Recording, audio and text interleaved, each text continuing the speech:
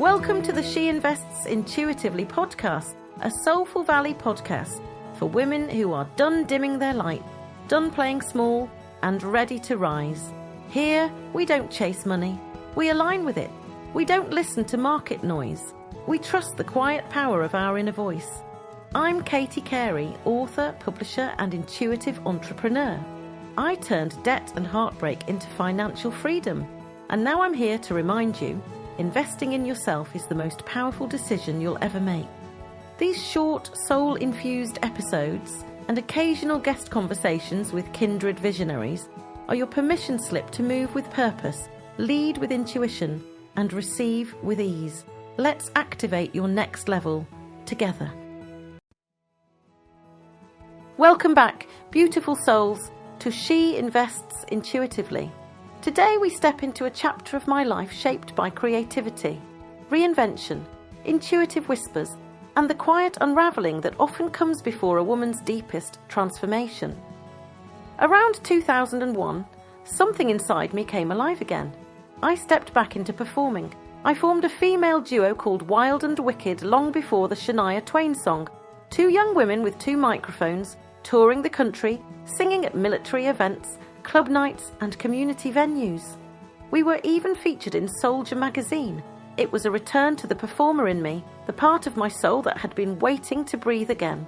It was also the year I built my first website. I was self-taught in HTML on GeoCities.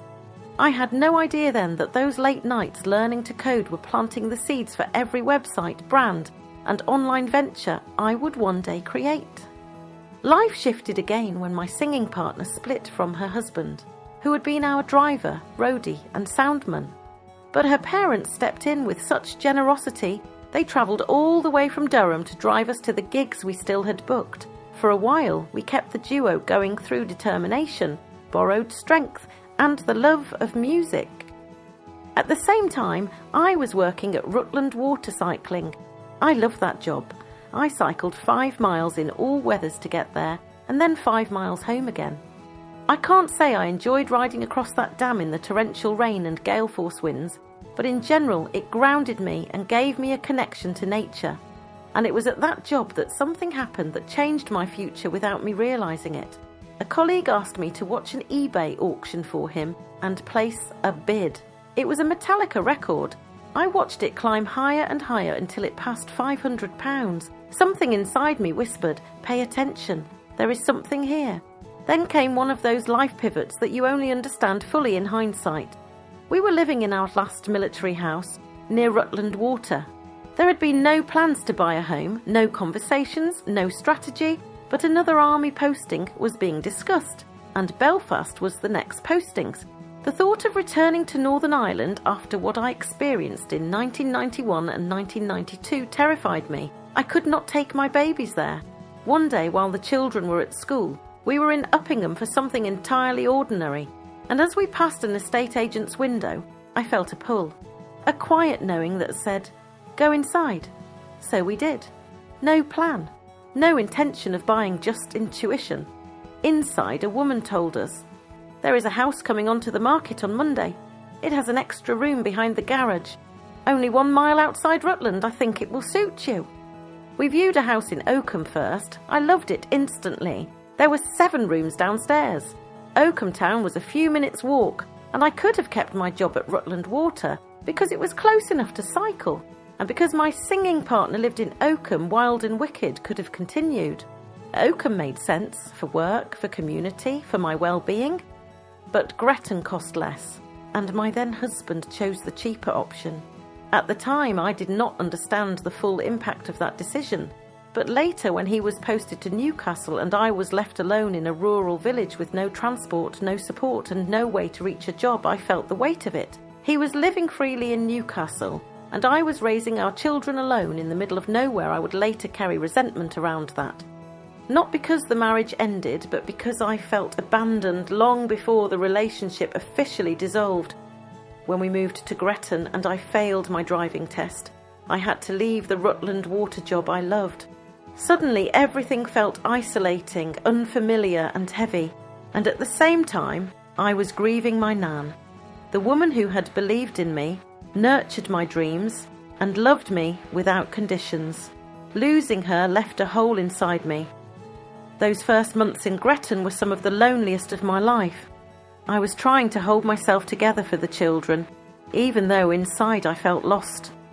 One morning in the school playground, a lovely woman invited me to work at the preschool. The hours were part-time. The pay was almost nothing, but without transport, it was the only option I had.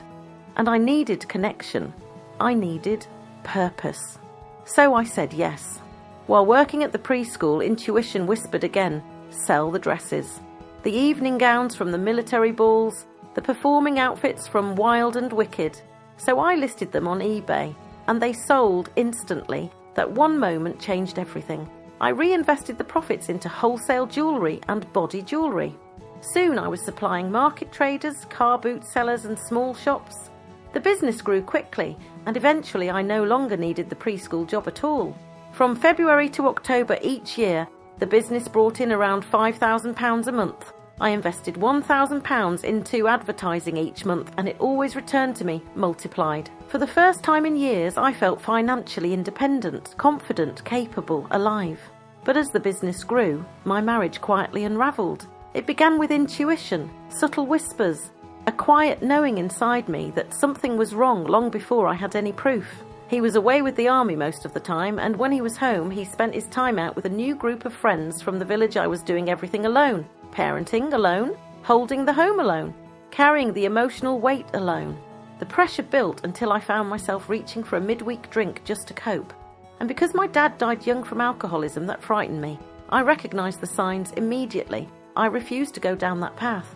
So I went to the doctor. That was when I was diagnosed with depression for the first time, and put on antidepressants. Not because I was weak, but because I was aware of my history, aware of my triggers, aware that I could so easily slip into the same patterns I had watched in my dad. At the time, I did not have the words we have now. I had never heard the phrase generational patterns. But looking back, I can see that even this decision was intuitive. The same kind of intuitive knowing I had in 1991.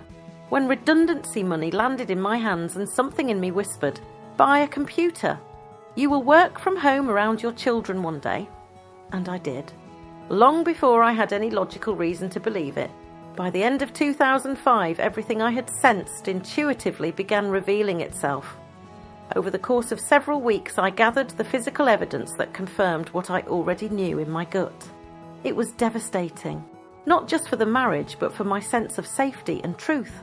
I held myself together for the children through Christmas, smiling, cooking, creating magic for them, even though inside I was breaking. And then, just as he was preparing to leave for his posting in Cyprus, I finally spoke the truth I had been carrying alone. I told him everything I had discovered, everything I knew, everything I could no longer hold in my body. I told him the marriage was over. A week later, by text, I said the words that had been rising in my soul long before the evidence appeared. I want a divorce. And that is where this chapter ends. A woman standing in truth. A woman breaking and rising at the same time. A woman who had no idea that the next chapter would demand even more strength and eventually lead her towards the life she was destined to create. Join me for episode 4, where everything shifts again. The business collapse, the job, the bully boss, the redundancy, and the miracle Monday that changed the direction of my life. Because when she invests intuitively, she becomes living proof that miracles are real. Thank you for tuning in to She Invests Intuitively. If this episode lit something up inside you, trust it, share it. Take one aligned action before the day ends. Remember, your energy is your currency. Your intuition is your greatest investment strategy. And you are already the woman you've been waiting for.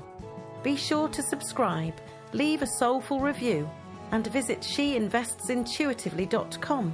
Here's our disclaimer. The stories and insights shared in this podcast are for inspiration and educational purposes only and are not financial advice. Always trust your intuition and seek professional guidance when needed. When you've finished here, come and join me over on the Soulful Valley podcast, where inspiring authors, healers and visionaries share their journeys of awakening, purpose and transformation. Until next time, keep rising, keep trusting, keep investing intuitively.